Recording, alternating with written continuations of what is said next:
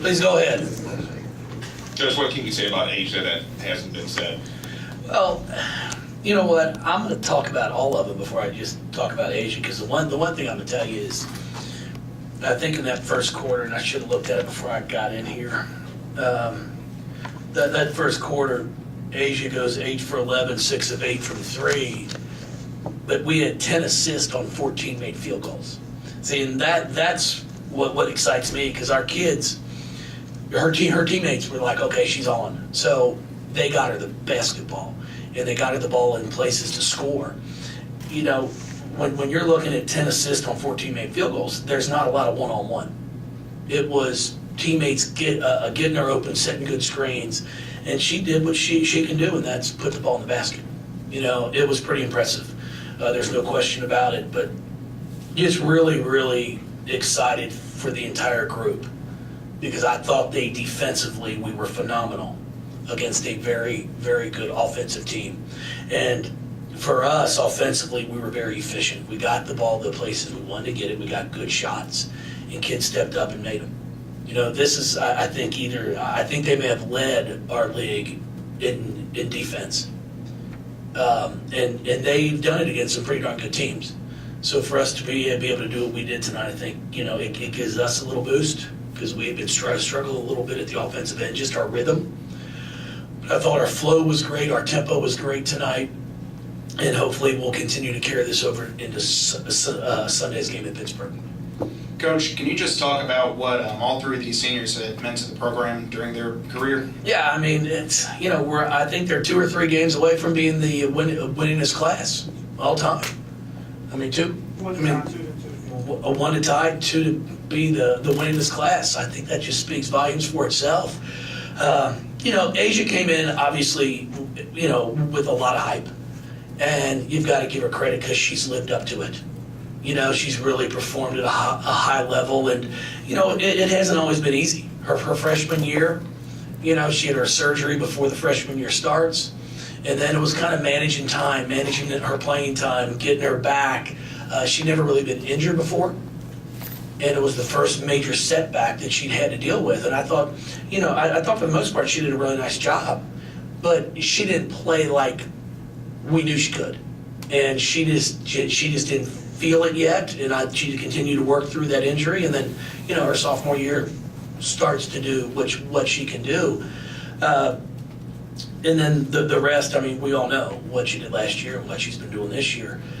For AC and Sam, I'm just really excited for them, because what these two have done within our program is what doesn't happen very often in college athletics, not just women's basketball, but college athletics.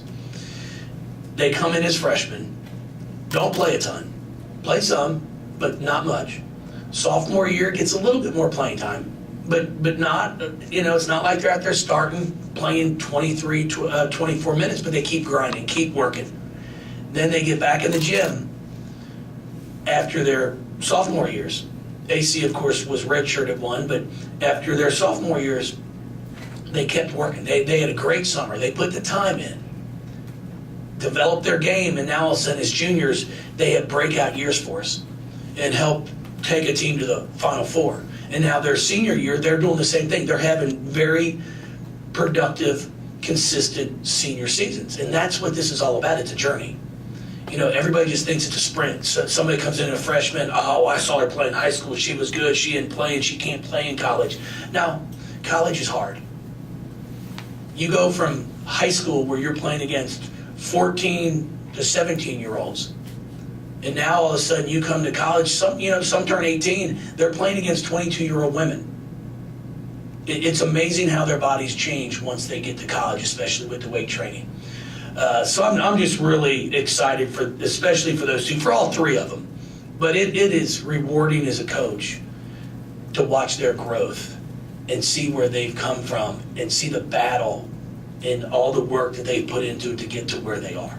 So I'm really pleased and happy for them. Coach, you saw that they had some emotions during that senior night festivities, and so you're never really sure how a team could come out and play. Seeing the way they played, really from start to finish, you know you've been a part of some big wins this season, but do you think this was the most complete game and one of the best performances this team has had all season? Well, I mean, we played extremely well. There's no question about it. I mean, Asia, and our kids did a smart job. I'd throw the ball to the kid that's making shots too. I mean, it's not real hard to figure out, but our team's done a remarkable job of that over the past few years. And it hasn't always been Asia.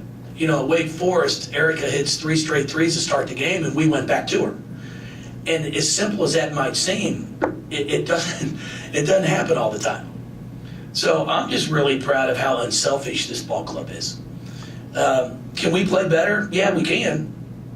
But we've got to challenge ourselves. We need to watch film, watch this game, pull out the things we did well, but also be able to critique ourselves and say, hey, here's where we can be better. Coach, what has been the greatest joy of coaching these 3 women? Just watching them grow, watching them come in as freshmen and watching them leave as seniors. You know, AC a 5th year as a senior, and just the maturation as they come in. That's why I enjoy coaching women's basketball. You know, I really enjoy the fact that they come in as a freshman, you get to see them leave as a senior. And you see the impact that you get to have on their lives, not only as a basketball coach, but, you know, as someone that's helping guide them to hopefully have a ton of success off the basketball court in life. You know, it's the one thing I always tell them, the one thing when they come in as freshmen, I tell them, you know, you're very fortunate. You've worked for it though, but you're fortunate that you're not going to leave with college debt. Find something you love to do and do that.